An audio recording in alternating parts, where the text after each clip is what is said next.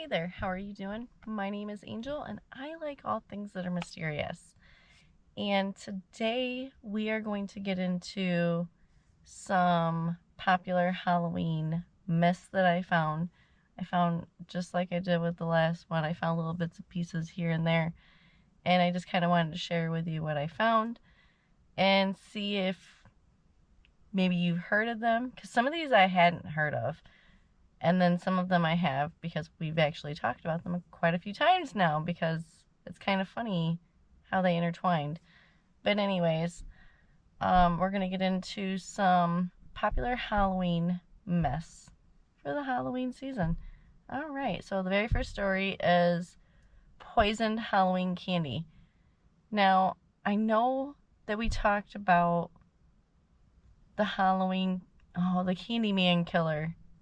Yeah, we talked about him. And that's where I think that's where it all sparked from, was when that happened. But anyways, the myth that strangers lace Halloween candy with poison, needles, or razor blades is one of the most enduring Halloween myths.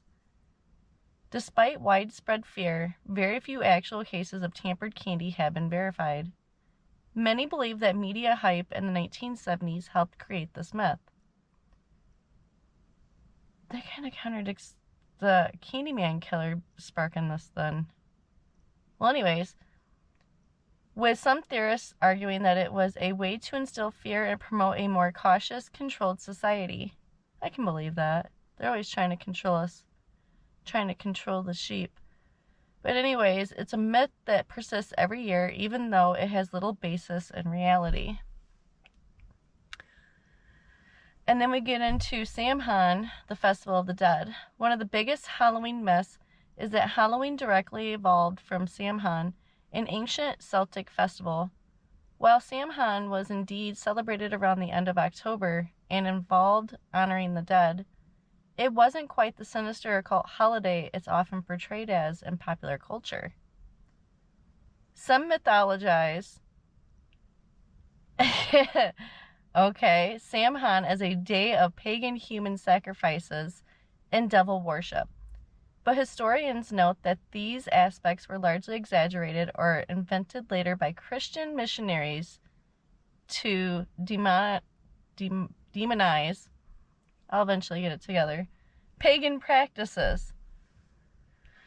And then we get into Halloween as Satan's holiday. Many people still believe that Halloween is a holiday for Satanists or devil worshippers. This myth likely stems from the blending of ancient pagan festivals with Christian demonization of non-Christian rituals. Although some modern occultists and Wiccans celebrate the spiritual aspects of Halloween, the idea that it is a day dedicated to Satan is mostly a myth that was amplified by religious groups during the 1980s Satanic Panic. I can believe that. That was like a big thing back then, too. I don't know why.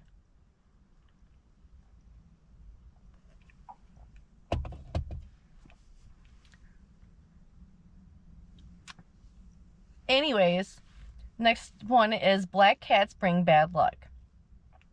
I've heard this so many times. Like, they're like, oh, don't go by a black cat. I like black cats. We have a few of them outside. We have Spooky in the house. She's all black.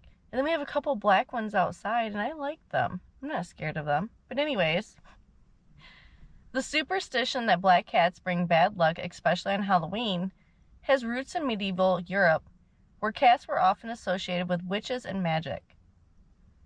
The myth suggests that if a black cat crosses your path, bad luck will follow, and on Halloween, these felines were believed to be witches in disguise or linked to evil spirits.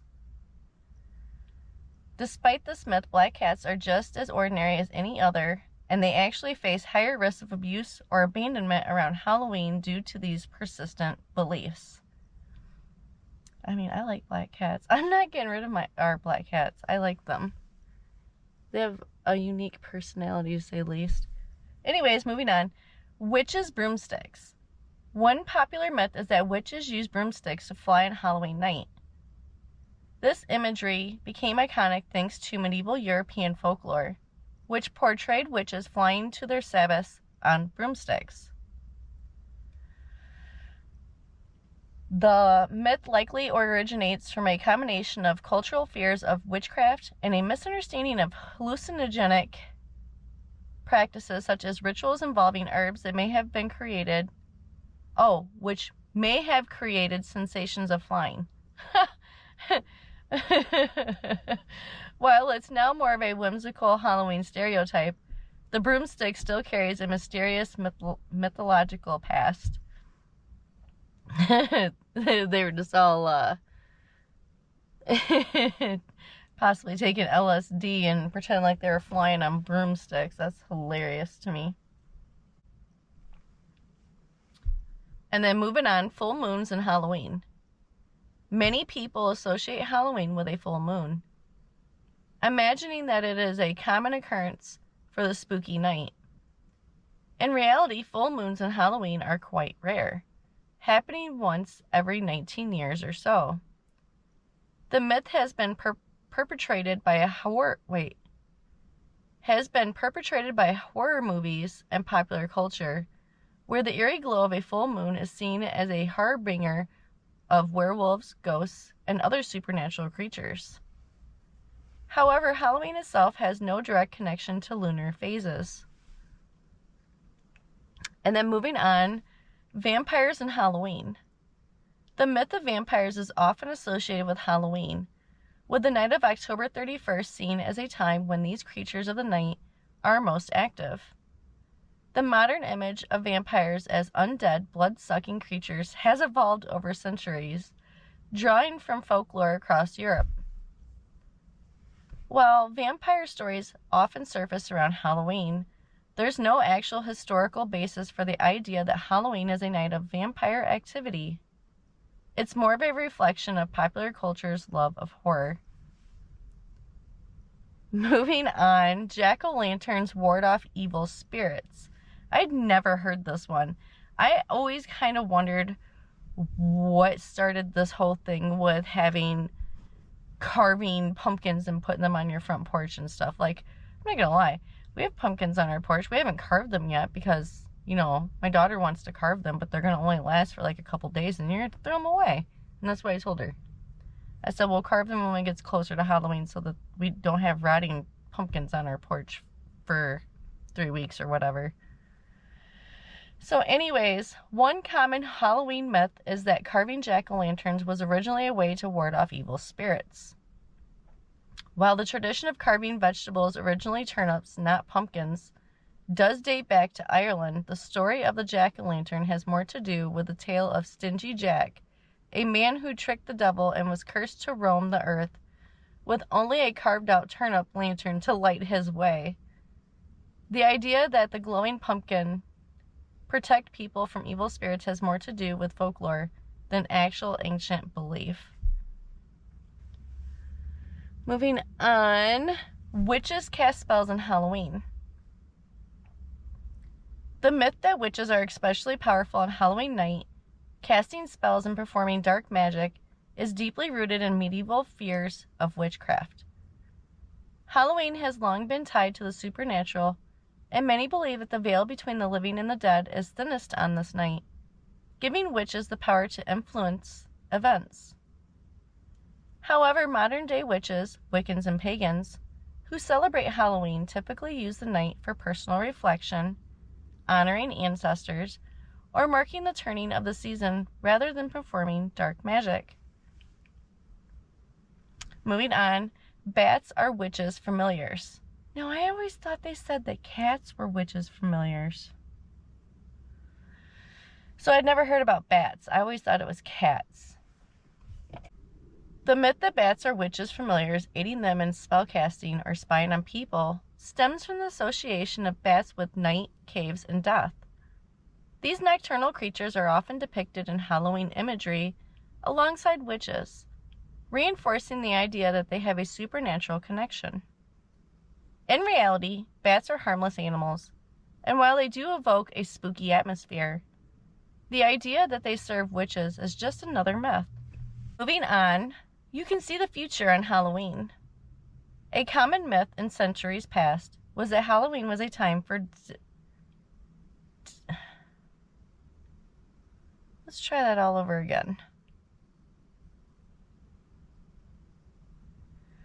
A common myth in centuries past was that Halloween was a time for divination and fortune-telling.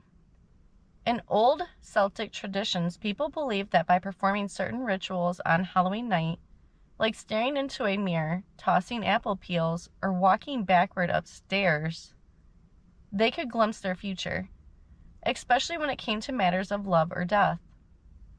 While Halloween's mystical atmosphere makes this idea appealing, there's no evidence to support that the night holds special powers of foresight.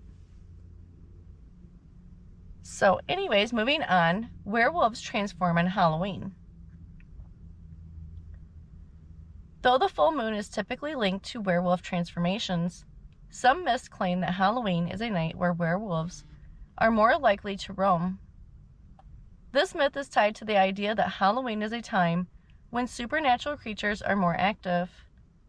In reality, the werewolf myth has its roots in European folklore and is tied to fears of humans turning into monsters, but there's no special connection between Halloween and werewolf transformations. Moving on to trick-or-treating is rooted in begging. So, trick-or-treating teaches kids how to beg. Is that what they're trying to say? Well, anyways. It's often believed that modern-day trick-or-treating stems from begging traditions during Samhain or All Saints' Day. While there's some truth to this, people did go door to door in medieval times asking for food or soul cakes in exchange for prayers for the dead.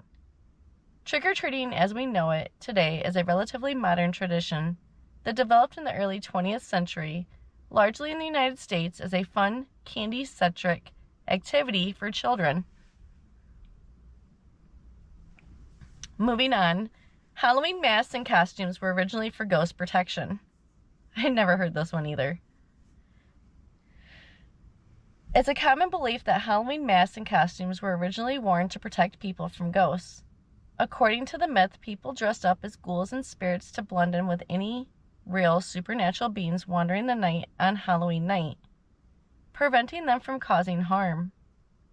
While this may be particularly true in some ancient practices, Halloween costumes today are more about fun and creativity than warding off spirits. And then I think, this is the last story. Halloween is a gateway for the dead. Now, I knew about this one too. That's like something you hear about in the movies all the time, but I don't know. Anyways, there's a widespread belief that Halloween is a night when the barrier between the living and the dead is at its weakest, allowing spirits to cross over and visit the living. This myth has its roots in Celtic beliefs surrounding Samhain, a festival where it has thought that the dead could return to the world of the living. While this belief gives Halloween its ghostly atmosphere, there's no evidence to suggest that Halloween has any unique connection to the spirit world. And that is actually the very last story. So anyways, on that note, if you liked this video, go ahead and give me a thumbs up. If you would like to see more videos like this, go ahead and subscribe. And as always, I appreciate you and your time, and I hope you have a great day, and I'll see you in the next one. Bye.